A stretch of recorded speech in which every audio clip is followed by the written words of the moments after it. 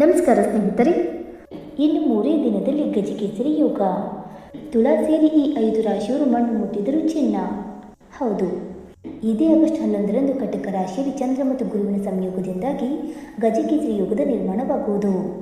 3 ದಿನಗಳ ಕಾಲ ಈ ಶುಭ ಯೋಗವು ಪ್ರಭಾವಶಾಲಿಯಾಗಿರುವುದು. ಈ ದಿನಗಳಲ್ಲಿ ಮೇಷ ಸೇರಿ ಈ 5 ರಾಶಿಗೆ ಸೇರಿದ ಜನರಿಗೆ ಸಾಕಷ್ಟು ಹೊಸ ಅವಕಾಶಗಳು ದೊರಕುವುದು. ಆರ್ಥಿಕ ಪ್ರಗತಿಗೆ ಉತ್ತಮ ಮಾರ್ಗಗಳು ಗೋಚರಿಸಲಿದೆ. ಪ್ರೀತಿಯ ಜೀವನ ಕೂಡ ಅದ್ಭುತವಾಗಿರುವುದು. ವೈವಾಹಿಕ ಜೀವನದಲ್ಲಿ ಶುಭ ಸುದ್ದಿ ಲಭಿಸಲಿದೆ. ಆ ಅದೃಷ್ಟ ರಾಶಿಗಳ ಬಗ್ಗೆ ತಿಳಿಯೋಣ. ಜ್ಯೋತಿಷ್ಯ ಶಾಸ್ತ್ರದ ಪ್ರಕಾರ 2026 ಆಗಸ್ಟ್ 11ರ ದಿನ ಕಟಕ ರಾಶಿಯಲ್ಲಿ ಗಜಕೇಸರಿ ಯೋಗದ ನಿರ್ಮಾಣವಾಗಲಿದೆ. ಕಟಕ ರಾಶಿಯಲ್ಲಿ ಶುಭ ಗ್ರಹವಾದ ಗುರು ಈ ಮೊದಲೇ ತನ್ನ ಸಂಚಾರವನ್ನು ಮಾಡುತ್ತಿರುವುದು. ಹಾಗೆ ಚಂದ್ರನು ಆಗಸ್ಟ್ 11ರ ಬೆಳಿಗ್ಗೆ 4:43ಕ್ಕೆ ಕಟಕ ರಾಶಿಯನ್ನು ಪ್ರವೇಶ ಮಾಡಲಿದೆ. ಈ ರೀತಿಯಾಗಿ ಚಂದ್ರ ಮತ್ತು ಗುರುವಿನ ಸಂಯೋಗದಿಂದ ಗಜಕೇಸರಿ ಯೋಗದ ನಿರ್ಮಾಣವಾಗುವುದು. ಈ ಗಜಕೇಸರಿ ಯೋಗವು ಆಗಸ್ಟ್ 13ರ ಬೆಳಗ್ಗೆ 6:06ರವರೆಗೆ ಪ್ರಭಾವಶಾಲಿಯಾಗಿರಲಿದೆ. ಚಂದ್ರನು ಕಟಕ ರಾಶಿಯಿಂದ ಹೊರಬರುವ ಮೂಲಕ ಗಜಕೇಸರಿ ಯೋಗ ಕೊನೆಗೊಳ್ಳುವುದು. ಪ್ರತಿ ತಿಂಗಳಲ್ಲಿ 1 ಬಾರಿ ಗಜಕೇಸರಿ ಯೋಗದ ನಿರ್ಮಾಣವಾಗುವುದು ಎಂದು ಹೇಳಲಾಗುತ್ತದೆ. ಈ ಬಾರಿಯ ಗಜಕೇಸರಿ ಯೋಗದ ಸೃಷ್ಟಿಯಿಂದ 5 ರಾಶಿಗಳಿಗೆ ಸೇರಿದ ಜನರು 3 ದಿನಗಳವರೆಗೆ ಸಾಕಷ್ಟು ಶುಭಫಲಗಳನ್ನು ಪಡೆಯಲಿದ್ದಾರೆ. ಕೆಲವು ವಿಚಾರಗಳಲ್ಲಿ ಈ ರಾಶಿಗೆ ಸೇರಿದ ಜನರು ಅಂದುಕೊಂಡದಕ್ಕಿಂತ ಹೆಚ್ಚಿನ ಯಶಸ್ಸು ದೊರಕುವ ಯೋಗ ಲಭಿಸುವುದು. ಹಾಗಾದರೆ ಆ ಲಕ್ಕಿ ರಾಶಿಗಳು ಯಾವುವೆಂದು ತಿಳಿದುಕೊಳ್ಳೋಣ ಬನ್ನಿ ಸ್ನೇಹಿತರೆ. ಅದಕ್ಕೂ ಮುಂಚೆ ನೀವು ನಮ್ಮ ಚಾನಲ್ಗೆ ಸಬ್ಸ್ಕ್ರೈಬ್ ಮಾಡದೆ ನೋಡ್ತಾ ಇದ್ದರೆ ದಯವಿಟ್ಟು ನಮ್ಮ ಚಾನಲ್ಗೆ ಸಬ್ಸ್ಕ್ರೈಬ್ ಮಾಡ್ಕೊಳ್ಳಿ ಸ್ನೇಹಿತರೆ. ಹಾಗೆ ವೈದಿಕ ಜ್ಯೋತಿಷ್ಯ ಮತ್ತು ಆಚಾರ ವಿಚಾರಗಳಲ್ಲಿ ನಂಬಿಕೆ ಇದ್ದರೆ ವಿಡಿಯೋವನ್ನು ತಪ್ಪದೆ ಲೈಕ್ ಕೊಟ್ಟು ನಿಮ್ಮ ಆತ್ಮೀಯರಿಗೆ ಶೇರ್ ಮಾಡಿ. ಮೊದಲನೆಯದಾಗಿ ಮೇಷರಾಶಿ.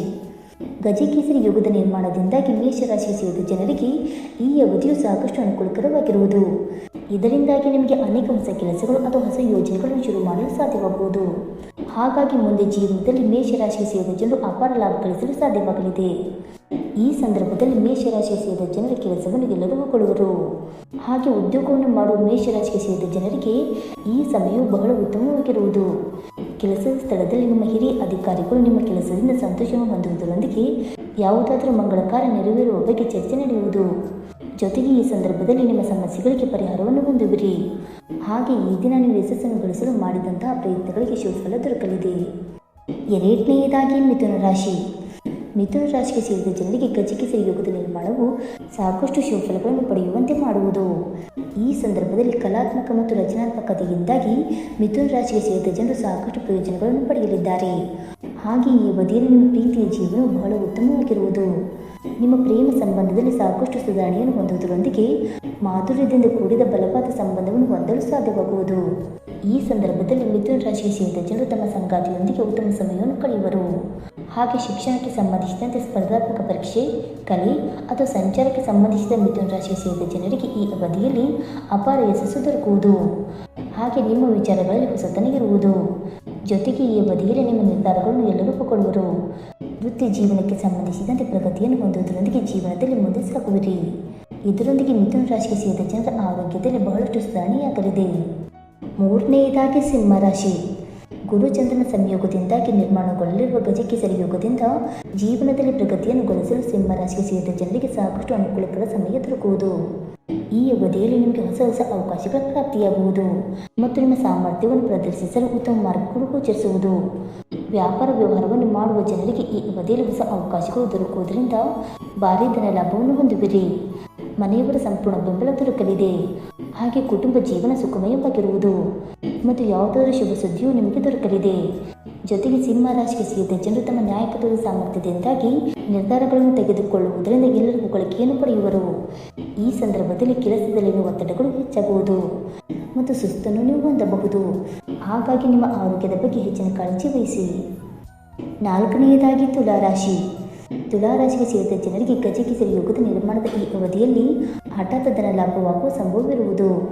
ಈ ಅವಧಿಯಲ್ಲಿ ನೀವು ಕಳೆದು ಹೋದ ಹಣ ಅಥವಾ ಯಾರಿಗಾದರೂ ಸಾಲವನ್ನು ನೀಡಿದ್ದರೆ ಅದನ್ನು ವಾಪಸ್ ಪಡೆಯುವ ಯೋಗ ಲಭಿಸಲಿದೆ.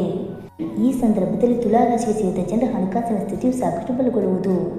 ಜೊತೆಗೆ ನಿಮ್ಮ ಆದಾಯವನ್ನು ಹೆಚ್ಚಿಸಲು ಅನೇಕ ಹೊಸ ಮಾರ್ಗಗಳು ಗೋಚರಿಸಲಿದೆ. ಇದರೊಂದಿಗೆ ಅವಿವಾಹಿತ ತುಲಾರಾಶಿಗೆ ಸೇರಿದ ಜನರಿಗೆ ಈ ಅವಧಿಯಲ್ಲಿ ವಿವಾಹ ಅಥವಾ ಪ್ರೀತಿಗಾಗಿ ಉತ್ತಮ ಪ್ರಸ್ತಾಪಗಳು ದೊರಕಬಹುದು.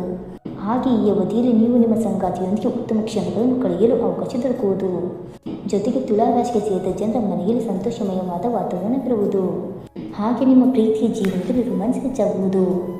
ಈ ಸಂದರ್ಭದಲ್ಲಿ ಬೇರೆಯವರಿಗೆ ಸಹಾಯವನ್ನು ಮಾಡುವ ಮೂಲಕ ನೀವು ಹೆಚ್ಚು ಸಂತೋಷದಿಂದಿರುವಿರಿ. ಇನ್ನು 5ನೇದಾಗಿ ಮಕರ ರಾಶಿ. ಮಕರ ರಾಶಿಗೆ ಸೇರಿದ ಜನರಿಗೆ ಈ ಅವಧಿಯಲ್ಲಿ ನಿಮ್ಮ ಆರ್ಥಿಕ ಸ್ಥಿತಿಯು ಗಜಕೇಸರಿ ಯೋಗದಿಂದ ಸಾಕಷ್ಟು ಬಲಗೊಳ್ಳಲಿದೆ. ಹೂಡಿಕೆಗೆ ಸಂಬಂಧಿಸಿದಂತೆ ಅನೇಕ ಉತ್ತಮ ಅವಕಾಶಗಳನ್ನು ಪಡೆದುಕೊಳ್ಳುವಿರಿ. ಇದರಿಂದಾಗಿ ಅತ್ಯಂತ ಹೆಚ್ಚಿನ ಲಾಭ ದೊರಕುವ ಸಂಭವವಿರುವುದು. ವೃತ್ತಿ ಜೀವನಕ್ಕೆ ಸಂಬಂಧಿಸಿದ ಕ್ಷೇತ್ರದಲ್ಲಿ ಮಕರ ರಾಶಿಗೆ ಸೇರಿದ ಜನರ ಪ್ರಭಾವವು ವೃದ್ಧಿಯಾಗಲಿದೆ. ಈ ಸಂದರ್ಭದಲ್ಲಿ ಜವಾಬ್ದಾರಿಗಳು ಕೂಡ ಹೆಚ್ಚಾಗುವುದು. ಕುಟುಂಬ ಜೀವನಕ್ಕೆ ಸಂಬಂಧಿಸಿದಂತೆ ಮಕರ ರಾಶಿಗೆ ಸೇರಿದ ಜನರು ಸುಖ ಶಾಂತಿಯನ್ನು ಪಡೆದುಕೊಳ್ಳುವರು. ಹಾಗೆ ಪ್ರೀತಿಯ ಜೀವನದಲ್ಲಿ ನಿಮ್ಮ ಸಂಗಾತಿಯ ಸಂಪೂರ್ಣ ಬೆಂಬಲ ದೊರಕುವುದು.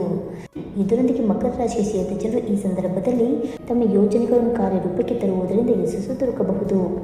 ಆದರೆ ಈ ಸಂದರ್ಭದಲ್ಲಿ ನೀವು ಯಾವುದೇ ನಿರ್ಧಾರವನ್ನು ಅವಸರದಲ್ಲಿ ತೆಗೆದುಕೊಳ್ಳದಂತೆ ಎಚ್ಚರ ವಹಿಸುವುದು ಅಗತ್ಯ. ಸ್ನೇಹಿತರೆ, ಈ ಮಾಹಿತಿ ನಿಮಗೆ ಇಷ್ಟವಾಯಿತಾ? ಇಷ್ಟವಾಗಿದ್ದರೆ ವಿಡಿಯೋಗೊಂದು ಲೈಕ್ ಮಾಡಿ, ಶೇರ್ ಮಾಡಿ. ಹಾಗೆ ನಿಮ್ಮ ಅನಿಸಿಕೆ ಮತ್ತು ಅಭಿಪ್ರಾಯವನ್ನು ತಪ್ಪದೆ ಕಮೆಂಟ್ ಮೂಲಕ ತಿಳಿಸಿ. ಸ್ನೇಹಿತರೆ, ವಿಡಿಯೋ ನೋಡಿದ್ದಕ್ಕಾಗಿ ಧನ್ಯವಾದಗಳು. Thank you so much.